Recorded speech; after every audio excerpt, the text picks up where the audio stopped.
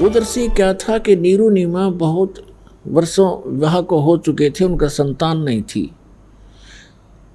और जिस बहन को संतान ना हो उसको केवल एक ही वस्तु की डिमांड रहती है, वो कहीं जा ले जाए। क्योंकि हमारे समाज का कुछ ऐसा ढांचा बिगड़ गया, ऐसी परंपरा बिगड़ गई, ऐसा एक हमारे अंदर ये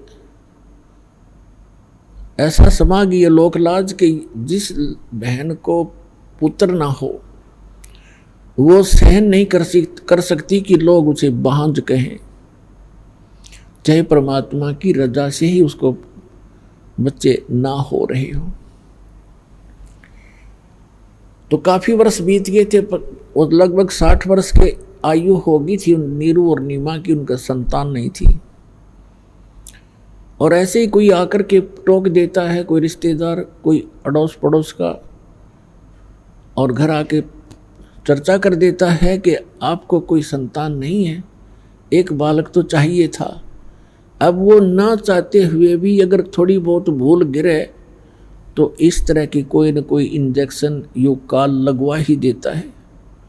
ऐसे उसकी कोई रिश्तेदार आई, नीमा की कोई जान पहचान की बहन, उसने सारी रात यह चर्चा रखी, एक बालक तो भगवान ने देना चाहिए था, और आप जैसे अच्छी आत्मा और बिना बालक के जिसका संतान नहीं है उसको तो कोई सुबह सुबह देख कर भी मुंह मोड़ लेता है। ये हमारे धर्म गुरुओं की कमी रही है कि उन्होंने ऐसा भ्रम जाल फैला दिया कि जिसके संतान नहीं है वो आदमी, वो व्यक्ति मनहूस है। और पुण्यात्मा इस तत्व ज्ञान के आधार से परमात्मा कहते हैं जो सत भक्ति करते हैं, जो भगवान की भक्ति करते हैं, संतान है या नहीं है वो दोनों ही उच्च हैं। और उनमें से जिसको संतान नहीं है वो परमात्मा की विशेष कृपा पात्र है जो भक्ति कर रहे हैं। ये ना समझना कि जिनके संतान है वो कृपा पात्र नहीं है।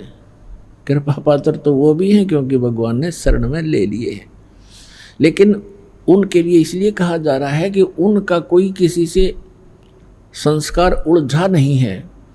और काल की एक ऐसी आदत है, ये उलझुआड़ियाँ चाहता है, चाहे किसी भी प्रकार उसको फंसाना पड़े उसकी चेष्टा रहती है। ऐसा लोक वेद, ऐसा समाज बना दिया, तो न चाहते हुए भी वो बहन जिसके बालक नहीं है वो पता नहीं कि कहीं बता दो उसको, कोई क्रिया बता दे वही जाएगी बेचारी, किसी प्रकार मेरा यो निसंतान वाला जो पॉइंट है ये क्लियर हो जाए। अपने आत्माओं परमात्मा खोजे से नहीं मिलते। ऋषियों ने हजारों वर्ष तपस्याएं कर ली, वो मालिक नहीं मिला, और वो परमात्मा नीरू और नीमा को आकर मिल गए। क्या उनको संतान नहीं दे सकते थे? वो कितनी प्यारी आत्मा होंगी उनकी, जिनको बगैर प्रयत्न के सीधे आके मिल गए और उनके घर रहे, पुत्र की तरह उनको सुख दिया। लेकिन वो पुत्र भी दे सकते थे, वो ना भाग्य में हो तो भी दे सकते थे, लेकिन वो विशेष कृपा पात्र थे। परमात्मा अपने जीव को ये संसारिक जो सुख हैं, यहाँ की जो सुविधाएं हैं जिनको हम उत्तम मान रहे हैं, ये भक्ति मार्ग में उत्तम नहीं है, बाधक हैं।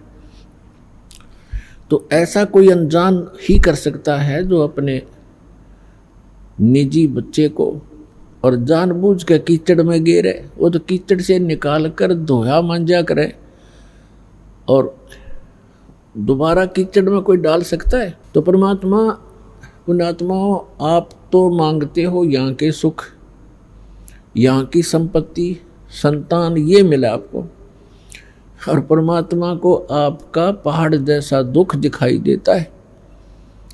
यदि आप जी अब मोक्ष प्राप्त नहीं कर सके, ना जाने कितने जन्मों में ये कष्ट आपको फिर सामने खड़े दिखाई देंगे। यदि इन संसारिक कार कोठियों में, घोड़ा बग्गियों में सुख होता तो परमात्मा एक झोंपड़ी में नहीं रहते,